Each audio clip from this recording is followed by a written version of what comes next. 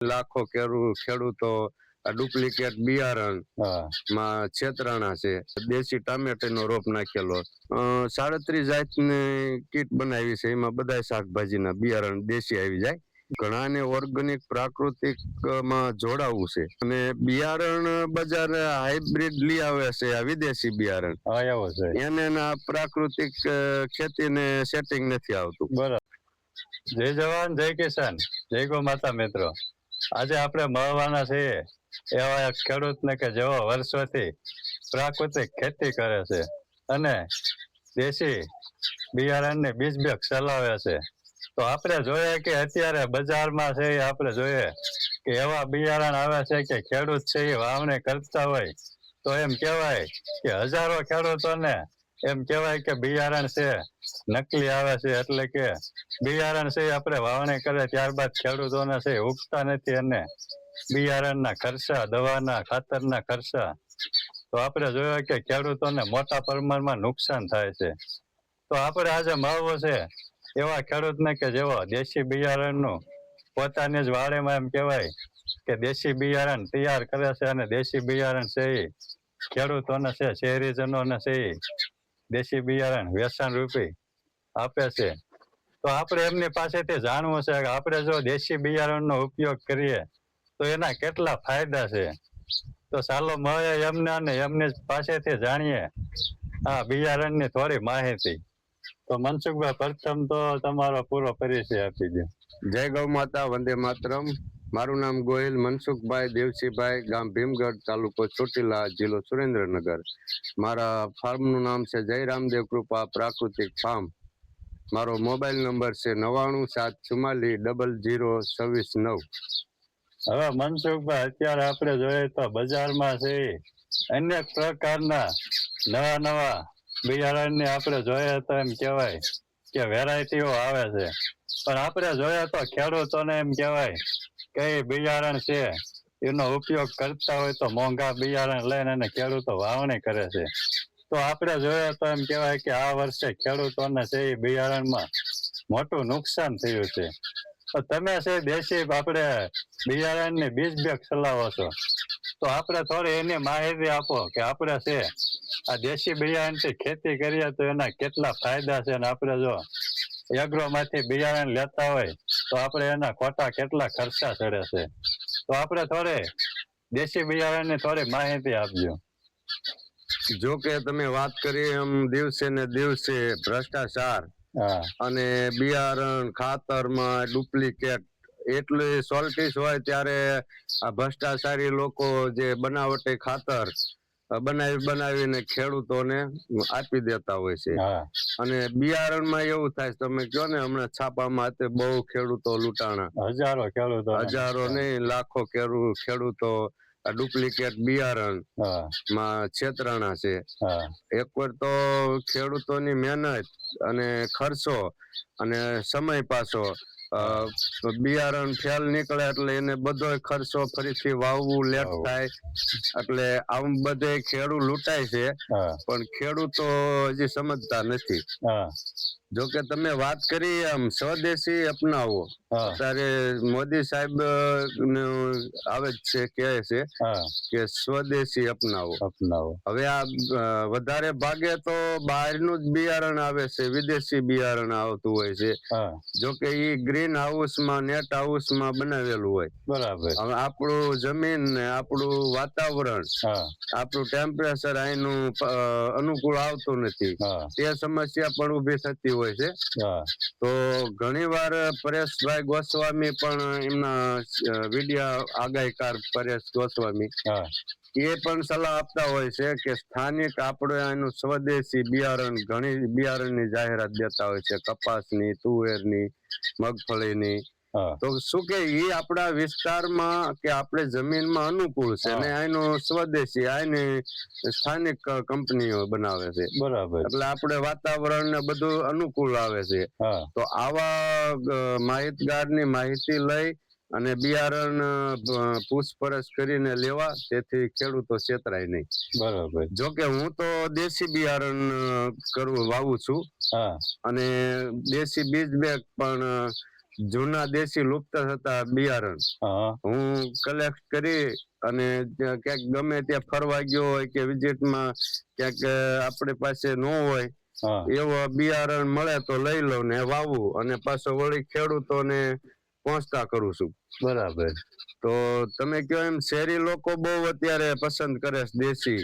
હા ઘર પૂરતું જાતે એમ કે ઉગાડે અને દવા ખાતર વગરનું જાતે જ ઉગાડીને ખાવા ટેરેસ ગાર્ડનમાં કિચન ગાર્ડનમાં શહેરી લોકો બહુ અત્યારે પસંદ કરે છે. હા તો આપણે ખેડૂતો જે હજી માનસિકતા એવી છે કે ડુપ્લિકેટ બિયારણ વાંહે દોડતા હોય છે. હા સારો ઉતારો મળે ને સારું બિયારણ પણ એમાં ઘણી વાર છેતરાતા હોય છે. હા એવું થાય છે.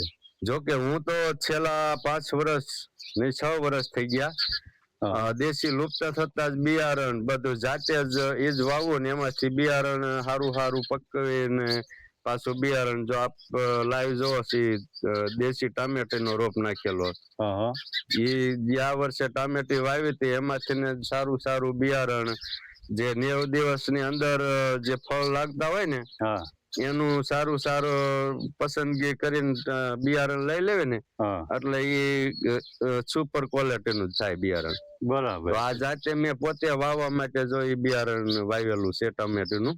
બરાબર. અને આ બાજુ હજી ઘણા દેશી બિયારણ છે આપણે એ હમણાં આગળ આપણે દર્શાવશું.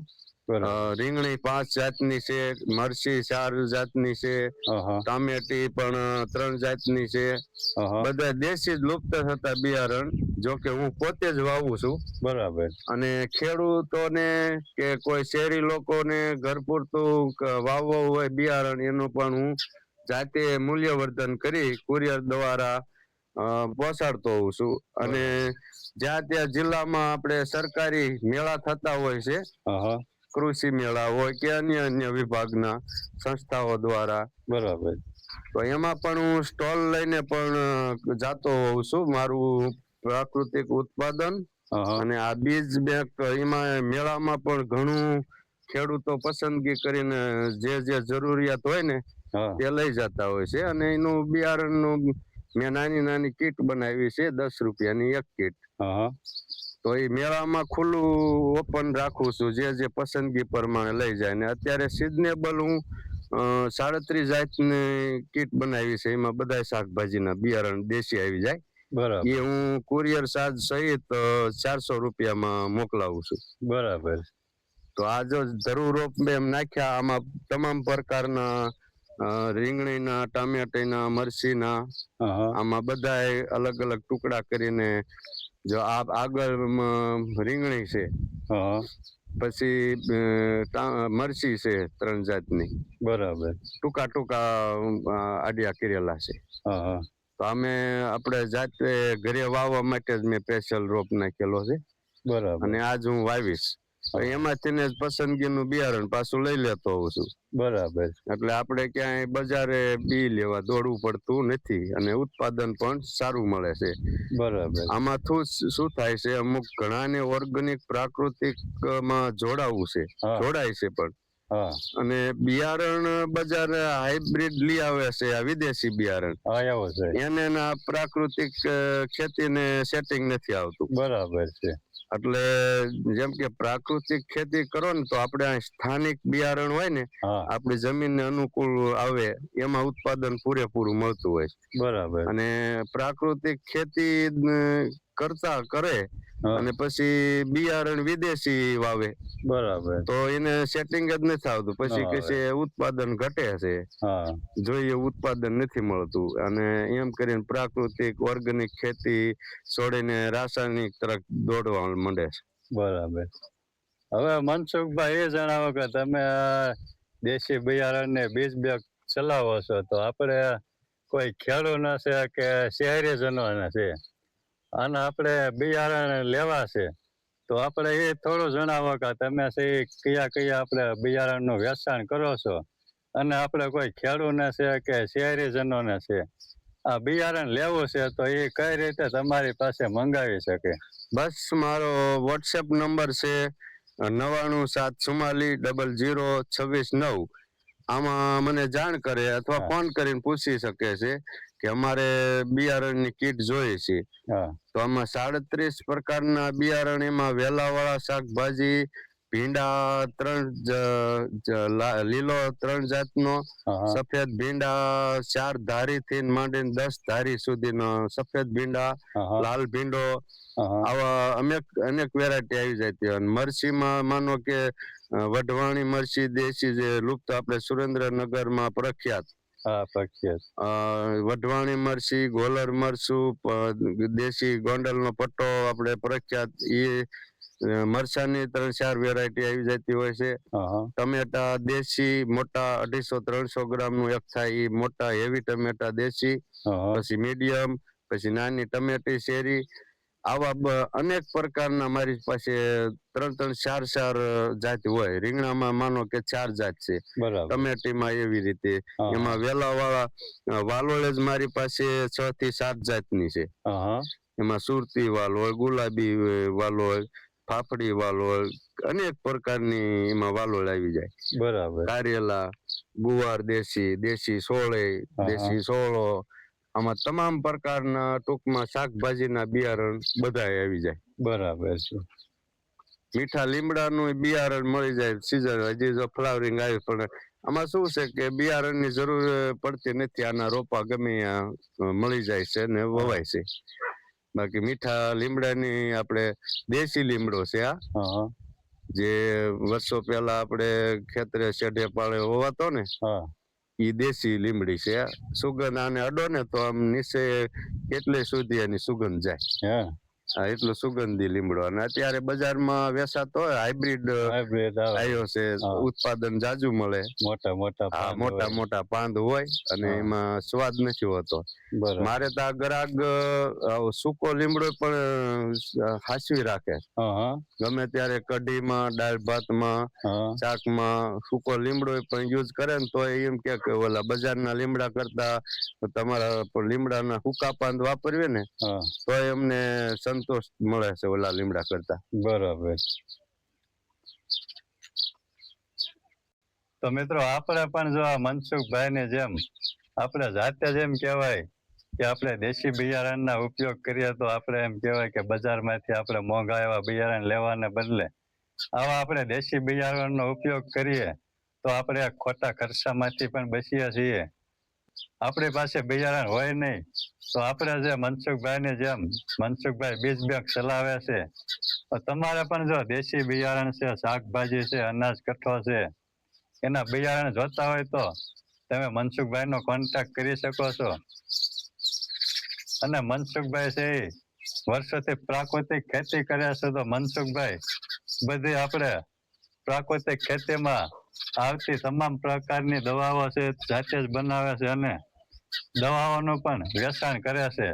તો જે કોઈ ખેડૂતને છે, શહેરીજનોને છે, એ શાકભાજીમાં કિચન ગાર્ડન કરતા હોય તો મનસુખભાઈ છે એ આપણે જીવામૃત છે, ઘન જીવામૃત છે, અળસિયાનું ખાતર છે, 10 બરણી અર્ક છે, એવા તમામ પ્રકારના દવા છે એ આપણે મનસુખભાઈ પાસેથી મળી રહે છે.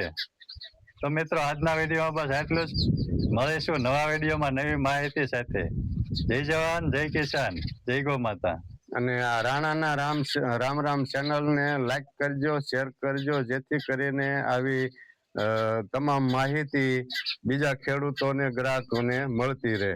જ્યારે અમે નવો વિડીયો બનાવીએ ત્યારે તમારે સુધી તાત્કાલિક વિડીયો મળી જાય.